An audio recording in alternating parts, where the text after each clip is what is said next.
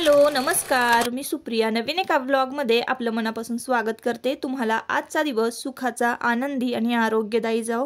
तुम्ही जी काही स्वप्न पाहिली असतील ती सगळी स्वप्न तुमची पूर्ण होत। त्याचबरोबर शुभ सकाळ सर्वांना। सकाळची वेळ आहे आणि आत्ता वाजलेले आहेत 8:30 8:15 हे टायमिंग असावं।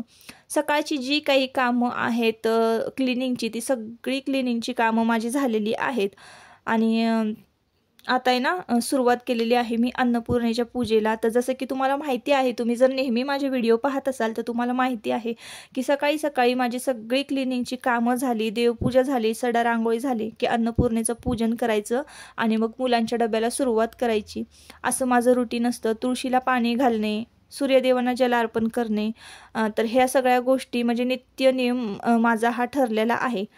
जरी मला उठायला उशीर झाला किंवा मी जरी लवकर उठले तर हे जे माझं रुटीन आहे ना ते कधी यामध्येही बदल होत नाही। तर ताईंनो, आजचा वार आहे गुरुवार आणि गुरुवारचा व्हिडिओ तुम्हाला 2-3 दिवस उशिरा येत आहे। जसं की मी तुम्ही माझे व्हिडिओ पाहिले असतील मागचे। तांदूळ वगैरे मी भरायला काढलेले होते, निवडायला काढले होते। तर घरातले एक्स्ट्राची जी काही कामं जर ज्या दिवशी असतील ना त्या दिवशी ताईंनो एडिटिंगसाठी अजिबात वेळ मिळत नाही। सगळी ती कामं आधी पूर्ण करून मगच मोबाईल हातामध्ये घ्यायचा आणि मग मोबाईलचं काम करायचं। जरा अवघड जातं, पण तरीसुद्धा मी ना वेळच्या वेळी ज्या दिवशीचा व्हिडिओ आहे तर तो त्या दिवशी लगेच अपलोड करण्याचा प्रयत्न करत असते। पण माझ्याकडून ना गुरुवारीचा जो व्हिडिओ आहे तो राहिलेला आहे आणि उशीर झालेला आहे, तर तुम्ही मला समजून घ्या। तर इकडे ना सकाळची वेळ होती बघा गुरुवारची आणि नेमकं ना मला कधीच असं होत नाही ताईंनो, गुरुवार म्हटलं की मला सकाळी सकाळी 4 वाजता जाग येते। पण या गुरुवारी मात्र मला अजिबात जाग आली नाही। कारण तांदूळ वगैरे निवडायला काढणं म्हणा किंवा हे कणगी वगैरे स्वच्छ करणं, तुम्ही मागचा व्हिडिओ जर बघितला असाल की मी तांदूळ वर्षभरासाठी कसे टिकवून ठेवते, तर मग त्या म्हणजे तुम्हाला कळालं असेल की ही जी घरातली कामं असतात ना छोटी मोठी, तर त्या करण्यामध्ये भरपूर असा थकवा येतो आणि थकवा आला ना की जी झोप अशी गाढ लागते ना, अजिबात जाग येत नाही। नाही तर मग माझं रुटीन ठरलेलं आहे, अलार्म जरी नाही ना लावला तर त्या दिवशी बरोबर 4:30-5 वाजता मला जाग येते। पण ज्या दिवशी मी भरपूर थकलेली असेल ना त्या दिवशी अजिबात जाग येत नाही। तर तसंच झालं ताईंनो, जाग आली मला 5:30 पावणे 6 वाजता, पण तोपर्यंत खूप उशीर झालेला होता।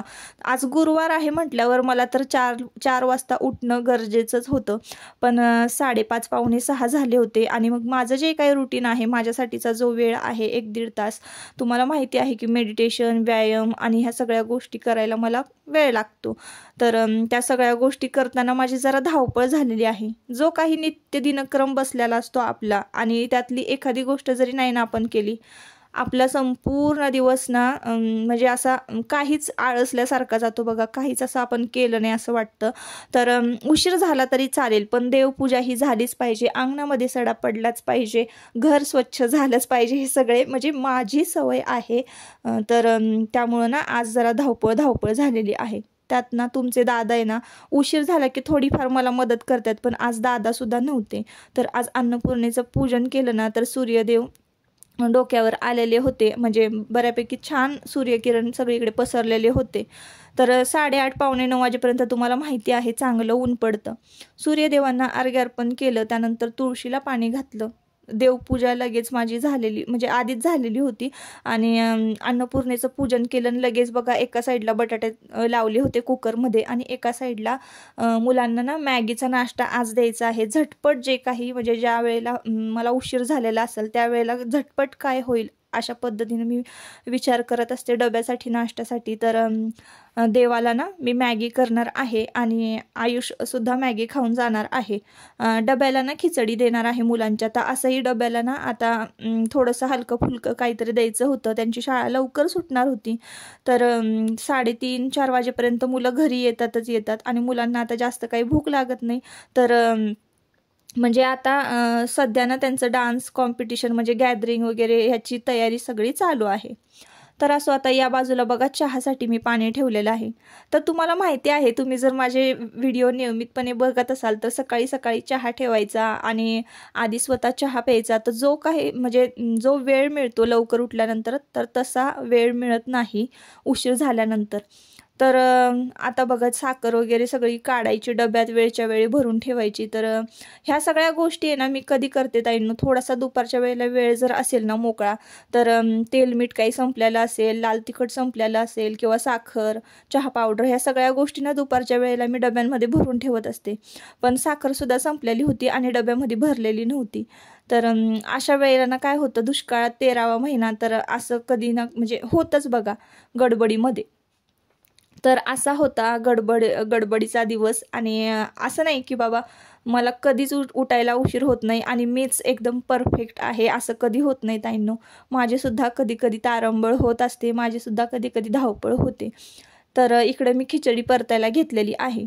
तर मागच्या व्हिडिओमध्ये तुम्ही पाहिलं असेल की मी इन्स्टंट साबुदाणा वडा केला आणि रेसिपीसुद्धा तुमच्याबरोबर शेअर केली. तर त्यातलंच थोडंसं तेल राहिलेलं होतं ना, त्याच तेलामध्ये मी साबुदाणा परतणार होते. बाजूला गॅसवर ना दूध तापायला ठेवलेलं आहे. तर तुमच्यापैकीच बऱ्याच ताईंनी मला बघा कमेंट केलेली आहे की ताई तुम्ही 4 बर्नरचा म्हणजे 3 किंवा 4 बर्नरचा गॅस घ्या म्हणून. तर मी पण तेच प्लॅनिंग करते की लवकरात लवकर मी 4 बर्नरचा गॅस घेणार आहे, म्हणजे जेणेकरून मला सुद्धा पटपट जी स्वयंपाकाची कामं आहेत नाश्त्याची ती करता येईल. तर आहे असं आपण लगेच ठरवलं आणि गेलं आणि घेतलं असं होत नाही ताईंनो. त्यासाठी आधी पैशाचं बघावं लागतं, मागे पुढे सगळं प्लॅनिंग करावं लागतं. तर घेण्याचा तर प्रयत्न करतेच आहे मी. तर खिचडी बघा ताईंनो मी कशी परतते, अगदी सोप्या पद्धतीनं सांगते आणि माझी पद्धत तुमच्याबरोबर शेअर करते. तर तेल घातलेलं आहे. तर आता या कढईमध्ये तेल होतं म्हणून, नाही तर मी नेहमी ना साबुदाणा खिचडी तुपामध्ये परतते. तर तूप 2 चमचे घालायचं, त्यामध्ये तूप नसेल तुम्हाला आवडत तेल घाला, काही हरकत नाही. पण तुपातली खिचडी ना खूप छान लागते. तर तूप मी 2 चमचे नेहमी घालते त्याच्यामध्ये. नंतर तूप तापल्यानंतर मिरची घालायची आहे आणि मिरची घातल्यानंतर कट केलेला शिजवलेला बटाटा आपल्याला त्यामध्ये घालायचं आणि थोडंसं मीठ घालायचं आहे. बटाटा परतताना मीठ घातलं ना की बटाटासुद्धा छान चवदार लागतो. तुम्ही जर खिचडी घातली तर खिचडीवर मीठ जर घातलं ना तर बटाट्याला मीठ लागत नाही आणि बटाटा एकदम खिचडीतला बेचव लागतो. तर मी सांगते ना तशाच पद्धतीनं तुम्ही जर खिचडी परतली ना तर खिचडी एकदम एक नंबर होईल. तर सध्या बघा आता इकडे हिवाळा भरपूर आहे, थंडी भरपूर आहे. तर त्यामुळं ना मी थोडंसं कोमट पाणी मुलांना बॉटलमध्ये भरून देत असते शाळेमध्ये. तर बटाट्यावर मीठ घातलं की मी खिचडी घालते त्याच्यामध्ये. खाली साबुदाण्यामध्ये मी शेंगदाणे ना म्हणजे शेंगदाण्याचा कूट जो आहे तो मिक्स करून घेतलेला होता. आणि आता बटाटे परतले छान तुपामध्ये की खिचडी घालायची, खिचडी छान परतून घ्यायची, त्यावर झाकण ठेवायचं. झाकण ठेवून एक वाफ काढायची. बघा आता मी लगेचच खिचडी हलवायला घेतलेली होती, म्हणजे एक वाफ काढून खिचडी शिजलेली होती छान. तर आयुषच्या डब्यामध्ये भरून घेतलेली आहे. ते बॉटल वगैरे भरून ठेवली, सगळी धावपळ माझी चालू होती. तर आयुषचा डबा भरला आणि आयुष ना काय करतो, देवाबाळाचा डबा भरतो. तर तो जरा मोठा आहे, तर तो बऱ्यापैकी माझी थोडीफार कामं जी आहेत तो करतो. पण आता हे कपडे जे आहेत इस्त्रीचे, हे काम माझ्याकडे नसतं. तुम्ही कधीच बघितलं नसाल तर हे काम ना तुमच्या दादांकडे असतं. सकाळी सकाळी मुलांचे शाळेचे कपडे इस्त्री करायचे आणि त्यांचं सगळं युनिफॉर्म वगैरे सगळं हे दादांकडे असतं. पण दादा गेलेले आहेत मुंबईला कामानिमित्त, तर ते येतीलच लवकर. तर इकडे बघा आयुषचे गडबड चाललेले आहे, कपडे वगैरे घालायचं. आणि कसं होतं ना ताईंनो, आपल्याला सवय लागलेली असते. आपण जी मुलांना सवय लावू ना तीच शेवटपर्यंत त्यांच्या अंगी कायम राहते. तर स्वच्छ राहणं, टकाटक राहणं, फुल युनिफॉर्ममध्ये राहणं, कपडे इस्त्रीचे असणं, केसांना तेल लावलेलं असणं, पावडर वगैरे लावलेलं असणं, म्हणजे नेटनेटकेपणा म्हणूया आपण. तर हा नेटनेटकेपणा जर आपण मुलांना शिकवला ना तर तो शेवटपर्यंत त्यांच्यासोबत राहतो आणि मग अशीच आपली मुलं ना शेवटपर्यंत नेटनेटकी राहतात. तर कधीही मी कितीही उशीर झालेला असला ना मला, तरी मी बिना इस्त्रीचे चुरगळलेले कपडे कधीच मुलांना घालू देत नाही आणि कधीच मी अशी पाठवत नाही. तर दोघांचेही कपडे इस्त्री केले, त्यांना व्यवस्थित सॉक्स वगैरे घातले, शूज. माझी बघा अशीच गडबड असते, तर तुमचीसुद्धा अशीच गडबड होत असणार आहे ताईंनो शाळेच्या वेळेला. जर तुम्हाला उठायला उशीर झाला तर तुम्हाला माहिती आहे मला कधी होत नाही सहसा, पण आज झालेला होता. पण ताईंनो तुम्हाला सांगते की मी उशिरा उठून सुद्धा माझी यावेळेला पूजा वगैरे सगळी झालेली होती. गुरुवारची जी मार्गशीर्ष महिन्यातील आज 3रा गुरुवार आहे, तर 3ऱ्या गुरुवारची पूजा मांडून झालेली होती. आणि मुलं आता बघा गेलेली आहेत स्कूलमध्ये. आत्ता कुठेतरी मला एक 10-15 मिनटं मोकळा श्वास घ्यायला मिळणार आहे. बसले, चहा पिला आणि लगेचच कोठीमध्ये कणगीमध्ये जे काही धान्य आपलं वर्षभरासाठी साठवलेलं असतं तर त्यातलंच मी गहू काढायला गेले होते.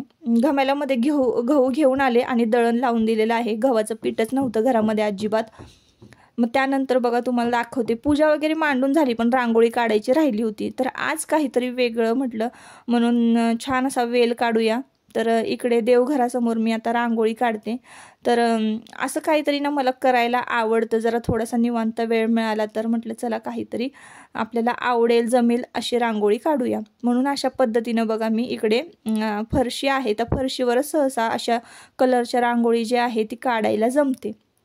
तर तुम्हाला कशी वाटली आजची पूजा आणि आजची रांगोळी? तर पूजा तुम्हाला मी आत्ता दाखवते. तर बघा किती छान, तुम्हाला वाटणार सुद्धा नाही ताईंनो की मी ही पूजा जी आहे अगदी घाई गडबडीमध्ये मांडलेली आहे. अजिबात नाही, सगळं जिथलं तिथं व्यवस्थित केलेलं आहे. फक्त आज काय झालं ताईंनो, तर मी केस विंचरलेले नव्हते. बाकीचं जे काही माझं स्किन केअर रुटीन वगैरे होतं ते सकाळीच केलेलं होतं.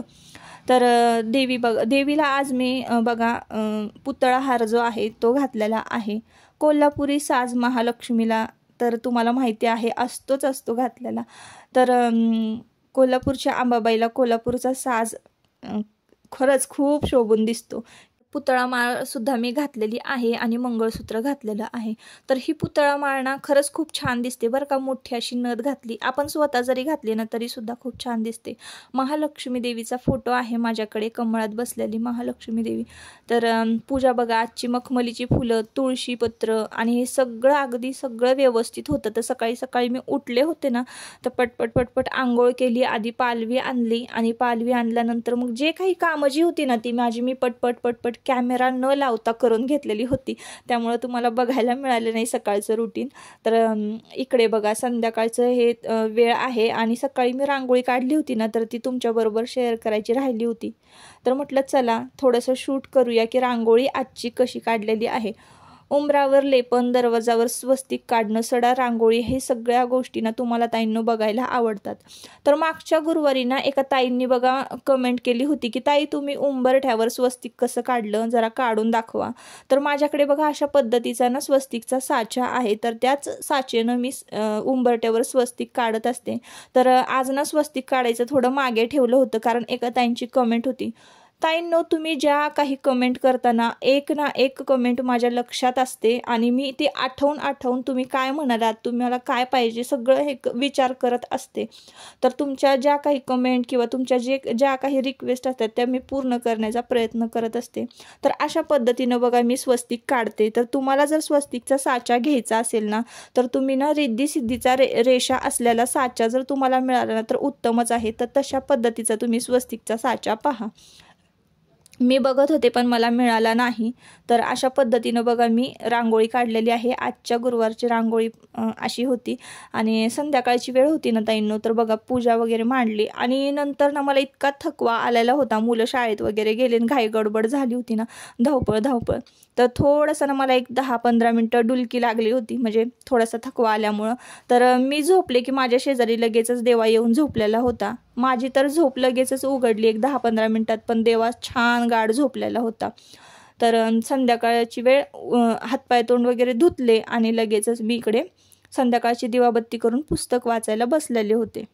श्री महालक्ष्मी नमस्तिका, श्री गणेशाय नमः, नमोस्तुते महामाये, श्रीपीठे सुरपूजिते, शंख चक्र गदा हस्ते, महालक्ष्मी नमोस्तुते, नमस्ते गरुडारूढे, कोलासुरी भयंकरी, कुमारी वैष्णवी ब्रह्मा, महालक्ष्मी नमोस्तुते.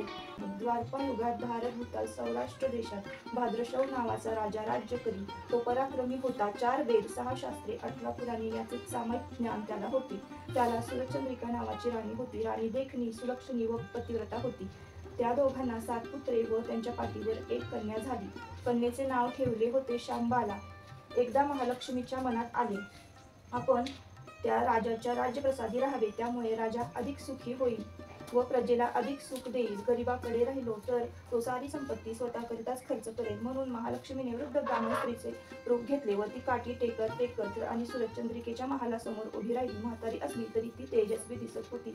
तर सकाळी ना पोथी वाचायची राहिलेली होती घाई गडबडीमध्ये आणि मी मोबाईल बघत बसले, तर तशीच मला एक 10-15 मिनिटं झोप लागलेली होती.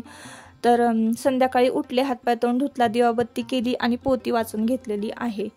तर ताईंनो, आता तुम्हाला मी जे पूजा दाखवते आहे तर किती संध्याकाळचं सुद्धा बघा, दिवाबत्ती केल्यानंतर प्रसन्न असं वातावरण घरात निर्माण झालेलं आहे. देवी आईच्या म्हणजे मूर्तीकडे तर सतत बघावंसं वाटतं, इतकं छान आणि प्रसन्न आजचं देवी आईचं रूप दिसत होतं. तर असो ताईंनो, आजच्या व्हिडिओचा शेवट इथंच करते. तुम्हाला जर आजचा व्हिडिओ आवडला असेल तर नक्की आजच्या व्हिडिओला एक लाईक करा आणि आपल्या चॅनलला सबस्क्राईब करा. तुम्हाला जर काही प्रश्न असतील तर नक्की कमेंट करून विचारा. परत आपण पुन्हा भेटूया नवीन एका ब्लॉगमध्ये. तोपर्यंत स्वतःची काळजी घ्या आणि मस्त रहा. Bye bye.